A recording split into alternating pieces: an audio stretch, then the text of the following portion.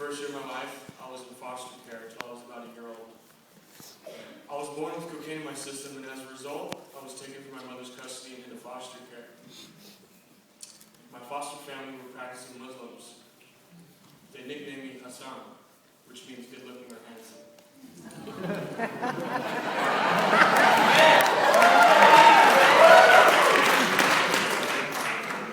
My mother eventually fulfilled her obligations to get me back into her custody. She then gave birth to my younger brother Michael. Struggling with her addiction once again, we ended up in Tarzana, California at Tarzana Treatment Center.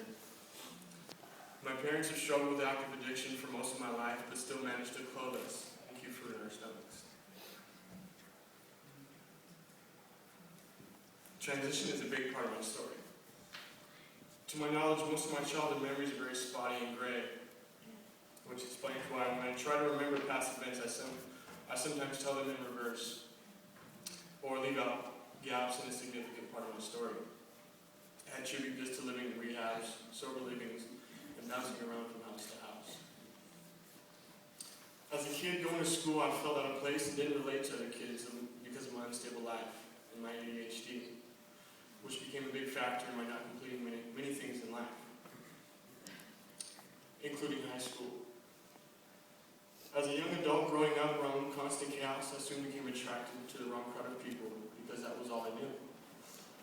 I learned quickly how to survive by lying, cheating, stealing, and using anyone to get what I wanted, either by force or by manipulation. I soon found that drugs and alcohol were the thing to do around the people I was with. Later on in high school, I found drugs and alcohol as an escape rather than something I could relate to others with. When drugs and alcohol ceased to be a luxury and started becoming a necessity, in my addict mind is when the world took a turn for the worst. My relationship soon after that all revolved around getting high or drunk. There were no real friends. My acquaintances lasted only as long as that particular substance was around, thus depleted my ability to be trusting in gains. Finding ways and means to get more drugs and alcohol were limited, but the paths I chose to obtain that high or drunk could have cost me my life. At times, I truly believed I was invincible and that the world was mine. Committing countless acts of violence and preying on individuals was short-lived. I was truly a taker. On June 22nd, 2009, I committed my last robbery. The same week, June 26, 2009, I was arrested for second-degree robbery and a special allegation of conspiracy to commit a crime. I was sentenced to 365 days in jail with a strike and a 5-year suspended sentence. I cannot tell you that going to jail for a year and a strike was my rock bottom, but it did take part in my decision soon after to stop dating. On November 30, 2010, I made a decision that would change the course of my life forever. I chose to walk into the doors of the Santa Barbara Rescue Mission. It is a commitment of 1 calendar year to abstain from all drugs and alcohol, as well as learn to become a productive member of society. To commit to the Rescue Mission was by far one of the hardest decisions I have ever made. I arrived with an attitude of indifference, intolerance, and an ego the size of Texas. I lacked humility, compassion, and a conscience. In my addiction, I firmly believed that human beings were disposable. I took anyone and everyone for granted and also preyed on individuals for means to get more drugs and alcohol. Lying, stealing, cheating, and surviving was the only life I knew. Making the decision to apply for a residential program was not to change my life at first, but to escape a prison sentence.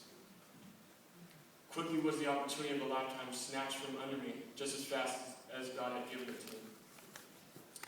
December 7, 2010, Santa Barbara detectives took me into their custody for an existing warrant that I refused to go to court on.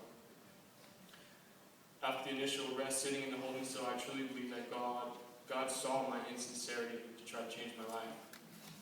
I then sat alone inside the Santa Barbara Police Department and realized that there were only 3 choices if I had reservations to live the old life I was living: jails, institutions, and death.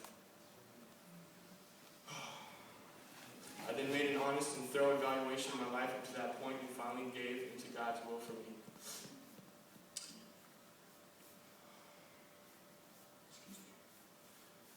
The digging had stopped.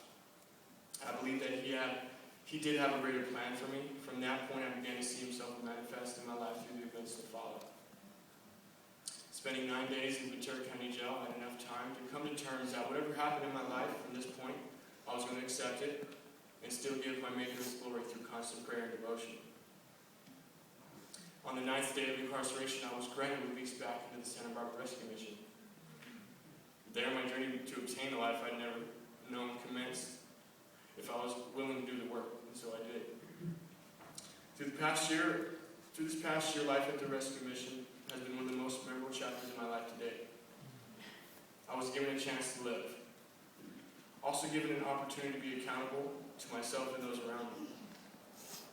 Accountability plays a huge role in my relationships and my recovery. My word is my bond.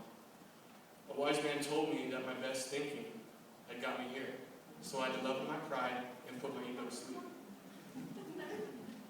I've come to learn that there just might be someone out there stronger than me, smarter than me, maybe even someone out there more good looking than me.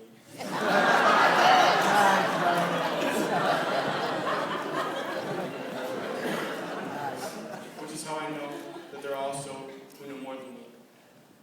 Taking suggestion was the most beneficial lesson I have learned in my stay at the Rescue Mission. Coming in, I knew nothing but the ones who have gone through something similar to what I have experienced played as road bearers in my walk down the road to recovery. I'm forever grateful to those who have taken the time, love, and energy to mend the person who walked in the mission nearly a year ago broken. Through this difficult and trying effort at a new life, I've learned very specific and helpful tools as a result of the Genesis Relapse Prevention Workbook. Learning who, what, when, why, and how I thought and did the things I did comes in handy when my disease tells me what I want to hear and tells me that I'm cured. Recovery is a way of life. I never quit trudging the road to happy destiny as long as I know I'm an addict and I want a better way of life. Realizing that all the good things and people in my life today were not awarded by sheer luck, but given me by God in His grace is a precious gift in its own. Humility has been the single hardest principle to attain. Through working as a cook and being moved into homeless services, I was served the biggest slice of humble pie I'd ever eaten. Serving others is serving our God. Realizing that I am one drink or one drug away from being where these less fortunate people are keeps the attitude of gratitude in place. Giving of myself temporarily gets me out of my own head and focuses my concerns onto the ones who need it. My perception has been permanently warped for the better. Being in recovery, I've come to learn, is a blessing in disguise. Why do I say disguise? For the simple fact that I'm young and I still may have another run in me. Elders in my support group cannot stress enough how being young in recovery is a rare gift, if it is truly what I want. They say that if I continue to stay on the path that I am, that the world can truly be mine, and I'm a firm believer in that. Today I've come to love, nurture, and cherish relationships in my life. I've come to terms with God's will in my life, and I've learned the tools to become a productive member of society. My success will reflect the Rescue Mission's vision statement. I have experienced the love of God, become healthy, learning to live as a productive citizen, started and will continue to rebuild relationships, and I will take what I've learned and lead others to recovery. On another note, before I wrote this, I recently found out that I obtained my GED. Yeah.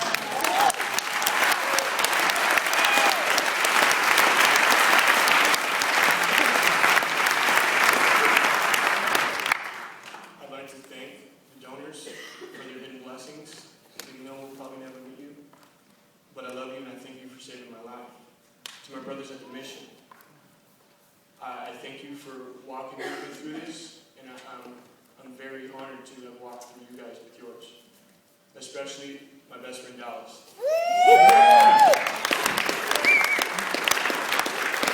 And also, Cowboys. The Space Cowboys. I want to thank my mom and my dad, my little brother, my older brother Jason County, Cynthia, his wife, and I'd also like to thank my cousin Elaine and Chris. You guys are one of the biggest supports I've had since I've been here. I'd also like to thank Don Collier for showing me and helping me with my relationship with the Lord. I thank you for that. And I'd like to thank my pastor, David Moore, who volunteered and came to and spent time with us. And it was one of my favorite days of the week. And also John Shuck, who was my tutor in my math portion of the GED. He spent a lot of time to get around and to